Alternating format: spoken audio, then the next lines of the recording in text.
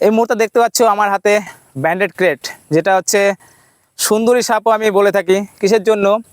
সব সাপের তুলনায় বলা চলে এই এতটা গ্লেজি সাপ, মানে সেই হলুদ কালো কালো ডোরা কাটা যেই প্যাটার্নটা আছে না, এতটা গ্লেজি, যেই কারণে হচ্ছে মানুষের মানে চোখে পড়ে যায়। অন্য সমস্ত সাপগুলো কালো টাইপের একটা ধূসর বর্ণের থাকে, যে কারণে মাটির মধ্যে চলাফেরা করলেও আমরা বুঝতে পারি না। কিন্তু এই সাপটার ক্ষেত্রে কি হয়েছে, এই সাপটা কিন্তু যখনই এক জায়গাতে যায় না, মানে এতটা গ্লেজ, এই কারণে মানুষ ভুল বুঝে এই সাপটাকে এত বিনা কারণে মেরে ফেলেছে না, যেই কারণে আমরা যত স্নেক বাইটের খবরগুলো আসে না, যদি এই সাপটা থাকতো তাহলে কিন্তু এত স্নেক বাইট হতো না। কারণ হচ্ছে বন্ধুরা, স্নেক বাইট হচ্ছে তো আমাদের গোকরো সাপ, কালার সাপ আর চন্দ্রকোড়া সাপ, যেটা রাসেল ভাইপার। কিন্তু ঠিক এই সাপটাই সেই বড় বড় বিষধর সাপকে নিমিষে খেয়ে পুরো শেষ করে দেয়।